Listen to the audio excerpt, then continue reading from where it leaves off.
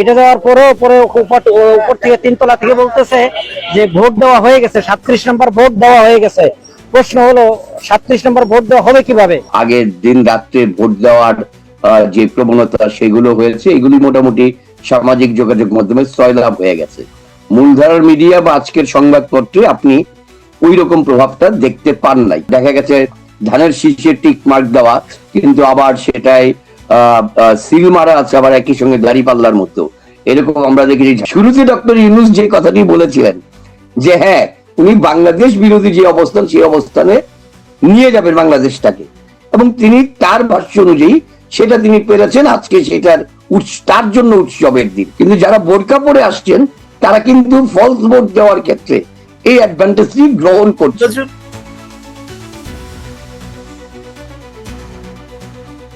আমরা এখন যুক্ত হতে যাচ্ছি সাংবাদিক নজরুল কবিরের সঙ্গে, যিনি খোঁজ রাখছিলেন নির্বাচন নিয়ে। আসলে কি হচ্ছে, নির্বাচনটা কেমন হচ্ছে, এই প্রশ্ন নিয়ে আমি নজরুল কবিরকে জিজ্ঞেস করছিলাম।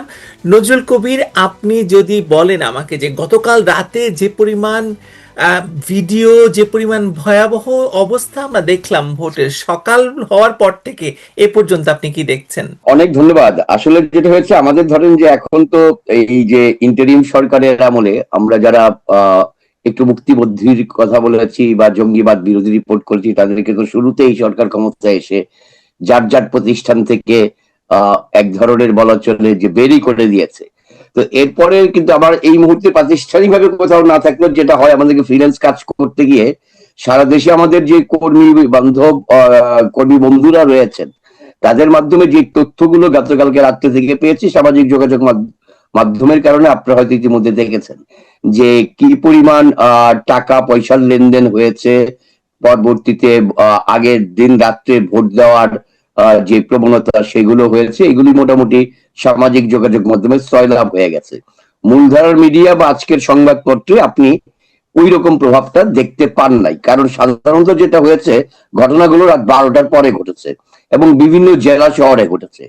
ফলে বিভিন্ন জেলা শহরে বিশেষ করে ঘটার কারণে ঢাকায় এক ধরনের সাংবাদিকতার চর্চা আমরা করি, বিশেষ করে যারা ব্রডকাস্ট মিডিয়ায় কাজ করে, কিন্তু জেলা সদর গুলোতে একেবারে একটু দূরের গ্রামে যাওয়া, সদর থেকে গ্রামে গিয়ে সেই ভোট কেন্দ্রে পৌঁছানোটা কষ্টকর। সেই রিপোর্টও আমাদের 24/7 এরকম চ্যানেলগুলো তো কালকে রিপোর্ট আমরা দেখতে পাইনি মূলধারা রিপোর্টে। আমি জানি না সরকারের কোনো বিধিনিষেধ আছে কিনা এই জাতীয় জিনিস প্রচারের ক্ষেত্রে। ফলে সামাজিক যোগাযোগ মাধ্যমে কালকে রাত্রে ব্যাপকভাবে নানা রকম ছবি, আগের দিনের সিনেমায় দেওয়া ছবি, পোস্টাল ব্যালটে যেখানে টিক মার্ক দেওয়ার কথা, সেখানে দেখা গেছে ধানের শীর্ষে টিক মার্ক দেওয়া, কিন্তু আবার সেটাই সিল মারা আছে আবার একই সঙ্গে দাঁড়িপাল্লার মতো। এরকম আমরা দেখেছি। যেমন ঝালকাঠি 2 আসনের ক্ষেত্রে ইলেন ভুট্টোর, যেটা বিএনপি প্রার্থী যিনি, তার এখানে দেখা যাচ্ছে যে পোস্টাল ব্যালট পেপারে টিক মার্ক দেওয়া আছে। এখন এই পোস্টাল ব্যালট পেপার তো আগের দিন রাত্রে গুনারও কথা না, মানে পোস্টাল ব্যালটটারও খুলে সেই কাজগুলো হয়, সেটা একদম আগে গুনে সেটা ফলাফল রেডি করে থাকবে, পরে খালি যোগ হবে মূল রেজাল্টের সাথে। অথবা একেবারে মূল ভোট গ্রহণ, সাধারণ ভোট গ্রহণ শেষ হয়ে যাওয়ার পরে তারপরে সেটার সঙ্গে পোস্টাল ব্যালট গুলো নিয়ে প্লাস করবে। এরকমই কথা ছিল আমাদের ক্ষেত্রে। নির্বাচন কমিশন যেভাবে বলেছিল, আমাদেরকে ব্রিফ করেছিল যে পোস্টাল ব্যালট কি ফর্মে এই নাম্বারটা যোগ হবে, সেই রকম একটি বাস্তবতায় দাঁড়িয়ে আজকে আমরা সামাজিক মাধ্যমে দেখছি যে এটা সয়লাভ হয়ে আছে এরকম ঘটনা প্রবণ। সকালবেলা থেকে যেটা হলো, বিশেষ করে ঢাকা শহরে আমরা দেখলাম প্রথমে, আপনাকে আমি বলতেই পারি, আমাদের আরেক সহকর্মী আন্তর্জাতিক গণমাধ্যমে কাজ করেন, ডয়েচে ভেলেতে কাজ করেন, হারুনুর রশিদ, তিনি ঢাকার একটি কেন্দ্রে গেলেন, residential model school and college কেন্দ্র, এটি মোহাম্মদপুরে পড়েছে, যেখানকে মূল প্রতিদ্বন্দ্বী প্রার্থী হচ্ছেন ধানের শীষ প্রতীক নিয়ে ববি হাজ্জাজ এবং রিক্সা প্রতীক নিয়ে জামাতের নেতৃত্বাধীন 11 দলীয় জোট থেকে মাওলানা মামুনুল হক। সেখানে যেটা আমরা দেখতে পেলাম যে পোলিং এজেন্ট 3 জন উপস্থিত আছেন একটি বুথে, একটি ভোট কক্ষে। মামুনুল হকের পক্ষে 2 জন পোলিং এজেন্ট, আর ধানের শীষের পক্ষে অর্থাৎ ববি হাজ্জাজের পক্ষে 1 জন পোলিং এজেন্ট। অর্থাৎ মানে এটি নর্মালি হওয়ার কথা না। সেখানে প্রিসাইডিং অফিসার একজন একজন করে থাকার কথা, অন্য কোনো ক্যান্ডিডেট থাকার কথা। এ হলো এক। দুই হচ্ছে ভোটার উপস্থিতির ক্ষেত্রে সেখানে ওই সময় যেহেতু সকালের শুরুর দিকটাই খুবই মানে একেবারে দেখা গেছে যে কক্ষটিতে উনি এই রিপোর্টটি করছিলেন সেই কক্ষের যে ভোটার সংখ্যা প্রায় 300-350 মতো, তখনও পর্যন্ত মাত্র 5 জন ভোট দিয়েছে। তো এটা আমি 8টা সাড়ে 8টার দিকের গল্পটা বলছি আপনাকে। এবং পরবর্তীতে তিনি যখন লাইভ করছিলেন সেখানে কিছু পর্যবেক্ষকও দেখা গেল। পরবর্তীতে জানা গেল নির্বাচন কমিশনের একজন কর্মকর্তা, সহকারী নির্বাচন কর্মকর্তা, তার সঙ্গে 5 জন বিদেশি পর্যবেক্ষক, একজন পাকিস্তানের, 3 জন চীনের এবং একজন কিরজিজস্তানের। তো চীনের ভাষার যারা তারা ইংরেজিতেও কথা বলতে রাজি হননি, কিরজিজস্তানও রাজি হননি। পাকিস্তানের তিনি বলেছেন যে অত্যন্ত সুষ্ঠু ভোট হয়েছে, ভোটার উপস্থিতি ভালো, সন্তোষজনক। অথচ কেন্দ্রের মধ্যে নজরুল কবির, আমার একটি প্রশ্ন আছে যে 11টার সময় ইসি মানে নির্বাচন কমিশন জানালো যে 14% মতো ভোট পড়েছে। 12টার সময় তারা বলছে 32%। মানে ধরেন 1 ঘন্টায় কি ধরেন এত বড় ব্যবধান হতে পারে ভোট পড়ার ক্ষেত্রে? 4টা বেজে গেলে তো 100% হয়ে যাবে। এটা জানি না এখনো পর্যন্ত, তবে একটা জিনিস হয়েছে যে উনি 14 থেকে 32 কেন হলো এই সমস্ত ব্যাখ্যা হয়তো পরবর্তীতে আরো ডিটেল গেলে দিতে পারবো। তবে এটা ঠিক যে ধরেন যে বেলা বাড়ার সঙ্গে সঙ্গে ঢাকা শহরের কথা বলি, যদি আমি আপনাকে বলি, ঢাকা শহরে আসলে 10টা থেকে 12টায় বিভিন্ন কেন্দ্রে ভোটারদের উপস্থিতি লক্ষ্য করা গেছে। কিন্তু ভোটারদের উপস্থিতির ক্ষেত্রে যে জায়গাটা কৌশলটা মজা করে গ্রহণ করা হয়েছে, যেটা আমি অন্তত পক্ষে ধরেন ঢাকা 8-এর কয়েকটা নির্বাচনী এলাকায় গিয়েছি, নির্বাচনী কেন্দ্রে গেলাম, ঢাকা 12-র কয়েকটা নির্বাচনী কেন্দ্রতে গিয়েছি, ঢাকা 10-এর কয়েকটা নির্বাচনী কেন্দ্রে গিয়েছি, এবং এই পাশে হলো ঢাকা 7-এর কয়েকটা নির্বাচনী কেন্দ্রে গেলাম। এই কয়টা কেন্দ্রেতে গিয়ে যেটা দেখা গেল যে কোন কোন কেন্দ্রে সকালবেলাতেই নারী ভোটার বেশ এসছেন। ধরেন যে হয়তো ওই ভোট কেন্দ্রে, ওই ভোট কক্ষে 75 জন ভোটার বা 122 জন ভোটার এরকম একটি কক্ষে আসার কথা, সেখানে দেখা গেছে হয়তো যেখানে 75 জনের যে রুমটাতে যাওয়ার কথা সেই রুমটা অপেক্ষাকৃত ছোট বলে বড় রুমটাই শিফট করে দিয়েছেন। অর্থাৎ প্রায় 200 জনের মতো যখন আসবেন তখন এই দুইটা হওয়াতে লাইনটা বড় হয়ে যায়। ফলে ওই লাইনটা বড় হওয়াতে আপনার কাছে মনে হবে যে অনেক মানুষ এসছেন। তো তারপর আমি ধরে নিচ্ছি যে মানুষজন গেছেন, ভোট দিতে যাচ্ছেন মানুষজন, সত্য এটা। কিন্তু সেই জায়গাটার ক্ষেত্রে পার্সেন্টেজটা কত সেটা হচ্ছে কথা, যে টোটাল ভোটার সংখ্যা কত, সেই জায়গাতে কত পার্সেন্টেজ আপনার ভোট দিতে গেল। নর্মালি যখনই ভোট হয়েছে, সাধারণত শীতের সময় যদি শীত মৌসুমে ভোট হয়, খুব ভোরে ভোটাররা যান না, 10টা-11টা বাজলে পরেই যান। নারী ভোটাররা সবসময় একটু আগে যাওয়ার চেষ্টা করেন, যে ভোটটা দ্রুত দিয়ে এসে সংসারের কাজে বা অন্যান্য কাজে তারা মগ্ন হওয়ার চেষ্টা করেন, সময়টাকে কাজে লাগানোর চেষ্টা করেন। এটা আমাদের দীর্ঘদিনের নির্বাচনী সংবাদ সংগ্রহ করতে গিয়ে আমাদের এই অভিজ্ঞতা আমরা দেখেছি যে নারী ভোটাররা সাধারণত হয় খুব সকালে, নয় বিকালের শেষ দিকে, দুপুরের পরে, খাবার দাবারের পরে, এই টাইমটাতে ভোট দিতে যান।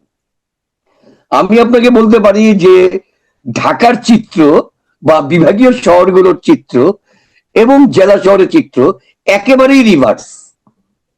আপনি হবিগঞ্জে আমি দেখছিলাম, এবং এটি সমস্ত সামাজিক মাধ্যম আমি বলছি যে যতগুলো মূল ধারার মিডিয়া আছে, বাংলাদেশের টেলিভিশন গুলো আছে, সেই টেলিভিশন গুলোর অনলাইন যে ডিজিটাল প্ল্যাটফর্মটা আছে সেটা কিন্তু তারা কিন্তু মূল টিভিতে সেখানে হয়তো প্রচার হচ্ছে না সেই রকম ভাবে, ভোটারের কম উপস্থিতি, কিন্তু ডিজিটাল যে প্ল্যাটফর্ম তাদের আছে সেই সমস্ত প্ল্যাটফর্ম, আপনি যমুনা টিভি বলেন, ডিবিসি বলেন, সময় বলেন, এটিএন বাংলা বলেন, তারপরে আরো অনেকগুলো পত্রিকা আছে, প্রথম আলোতে বলেন, ডেইলি স্টারে বলেন, সেই সমস্ত জায়গাতে, ডেইলি স্টার অবশ্যই একটু পার্সিয়াল রিপোর্ট করছে, লক্ষ্য করছি এটা, যে সমস্ত কেন্দ্রের ভোটার বেশি আছে সেটা দেখাচ্ছে, কিন্তু যেটা কম আছে সেটা ডিটেল লাইভে যাচ্ছে না, জাস্ট ঘুরেই অন্য জায়গায় চলে যাচ্ছে তার ডিজিটাল প্ল্যাটফর্মের রিপোর্ট অনুযায়ী। মানে কোথায় যেন একটা রাখ ঢাক গুড় ব্যাপার আছে, এটা বোঝা যাচ্ছে। কারণ হচ্ছে এটা তো একটা প্যাকেজ, এই নির্বাচনকে সুষ্ঠু দেখাতে হবে, এই নির্বাচনকে অনেক ভোটার উপস্থিত দেখাতে হবে। ডক্টর ইউনূস যেমনটি আজকে সকালবেলা নেচে নেচে বললেন যে বাংলাদেশের জন্ম হচ্ছে, নতুন জন্ম হচ্ছে, কয়টা জন্ম বাংলাদেশে আপনার কি মনে হয়? মানে উনি এরকম জন্ম এটা ধরেন যে ওনার কাছ থেকে এই ধরনের বক্তব্য আমার জন্য নতুন না, কারণ উনি তো যখন দায়িত্ব নিয়েছিলেন এই প্রথম আলোর কাছে ইন্টারভিউ দেওয়ার সময়, মতিউর রহমান এবং সাজ্জাদ শরীফের কাছে ইন্টারভিউ দেওয়ার সময় তিনি বলেছিলেন রিসেট বাটনের কথা। তিনি বলেছিলেন নতুন ভাবে স্টার্ট করতে চান। তো যখন উনি আজকে আবার ঠিক সেই বাক্যটি বললেন বাংলাদেশ 2.0 একজন ফরেনার অবজারভারদের কোয়েশ্চেনের জবাবে, তখনই কিন্তু সেটা স্পষ্ট হয়ে যায় যে উনি যে আসলে এই কাজটি করতে চেয়েছেন। উনি যে মুক্তিযুদ্ধের ইতিহাসকে বুলন্ডিত করতে চেয়েছেন, উনি যে ধরেন যে মুক্তিযুদ্ধের চেতনায় বিশ্বাসী দলগুলোকে সাইডলাইনে রাখতে চেয়েছেন, এগুলো যে স্পষ্ট। আওয়ামী লীগ নিষিদ্ধকরণ থেকে শুরু করে অন্যান্য যে বাম গণতান্ত্রিক শক্তিগুলো আছে যারা নির্বাচনে অংশ নিচ্ছে কিন্তু তাদেরকে জায়গা দেওয়ার প্রশ্নে সেখানে যে উনি সেটা এগ্রি করেন নাই। এমনকি ওই যে কথিত জুলাই সনদ এর আলোচনায় ডক্টর আলী রিয়াজের নেতৃত্বাধীন সংস্কার কমিশনের আলোচনায় যেও যারা মুক্তিযুদ্ধের অংশ নিয়েছিল যে বাম প্রগতিশীল দলগুলো, তাদের সঙ্গে যে তুচ্ছতাচ্ছিল্য করেছিল, সেই চিত্রগুলো যদি আপনি মেলান এখন, সেই জায়গাটাই মেলালে শুরুতে ডক্টর ইউনূস যে কথাটি বলেছিলেন যে হ্যাঁ উনি বাংলাদেশ বিরোধী যে অবস্থান সেই অবস্থানে নিয়ে যাবেন বাংলাদেশটাকে, এবং তিনি তার ভাষ্য অনুযায়ী সেটা তিনি পেরেছেন। আজকে সেটার তার জন্য উৎসবের দিন। খুবই খুবই কিন্তু আমি আপনি যারা আমরা হ্যাঁ তার জন্য উৎসবের দিন, এই কারণেই বলছি তার জন্য উৎসবের দিন যে দেখেন আমার আপনার জন্য তাহলে উৎসবের দিন না কেন?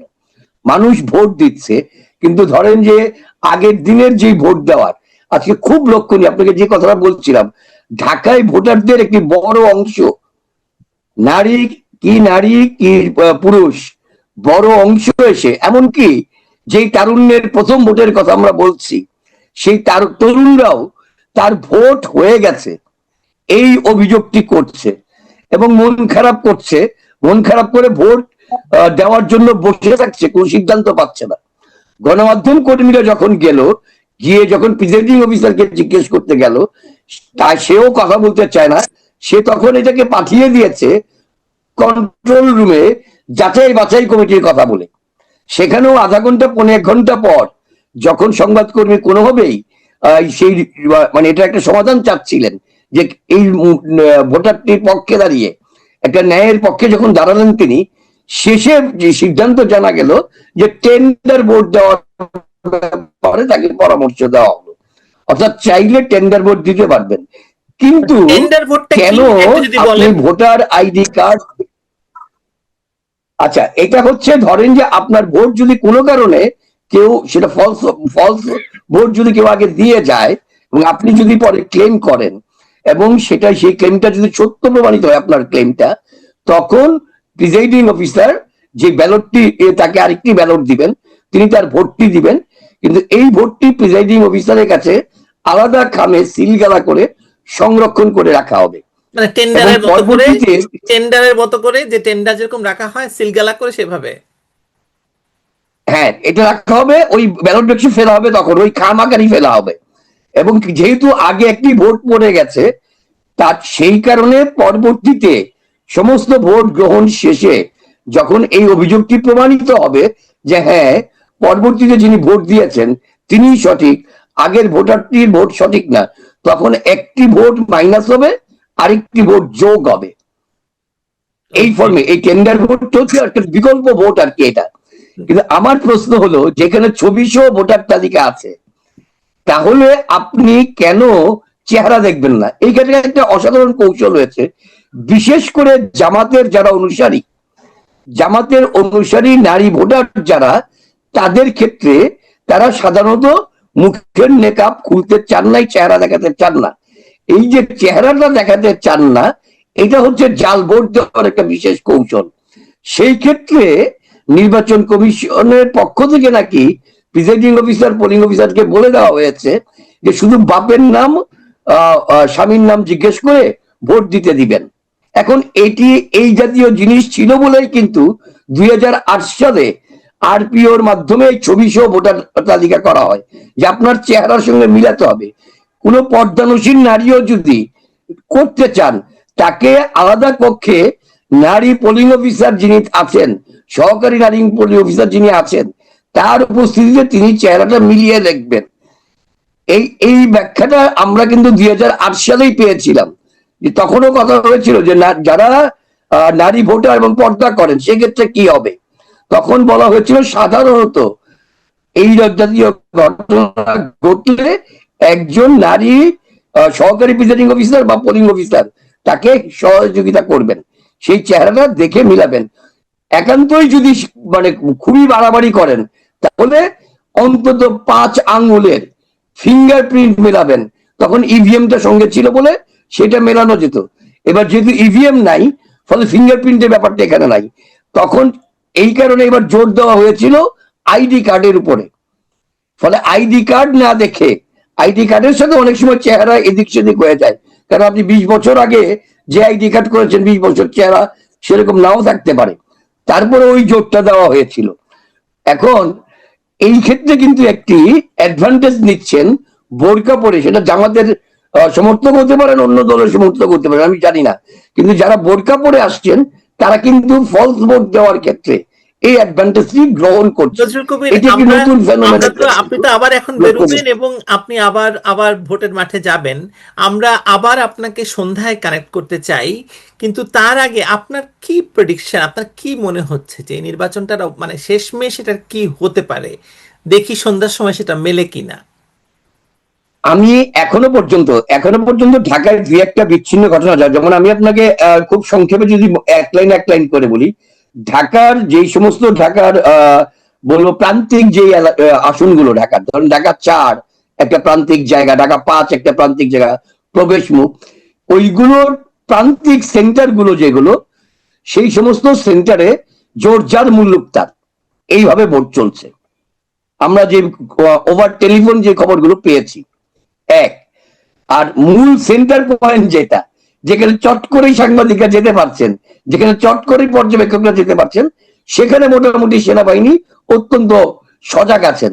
এই নাসিরুদ্দিন পাটোয়ারি মির্জা আব্বাসের নামে একটা কলেজ আছে আপনার ঢাকা হাটে, সেখানে গিয়ে উনি উভয় পক্ষের সমর্থকদের মধ্যে একটা উত্তেজনা দেখা দেয়, এবং ধরেন যে উইদিন 10 মিনিট সামাজিক যোগাযোগ মাধ্যমে মানে পাল্টাপাল্টি মিথ্যা তথ্য ছড়িয়ে পড়ে যে তাকে আঘাত করা হয়েছে, তাকে মারা হয়েছে।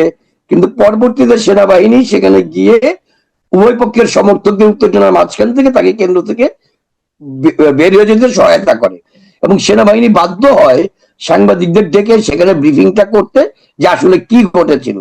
কিন্তু ধরেন ওই মুহূর্তে যদি সেনাবাহিনী এই জায়গাটায় হস্তক্ষেপটা না করতো, ঠিক এই অপতথ্যটাই কিন্তু অন্য অনেক বড় ধরনের ঘটনার দিকে টার্ন করার মতো অবস্থা তৈরি হয়ে গেছিল।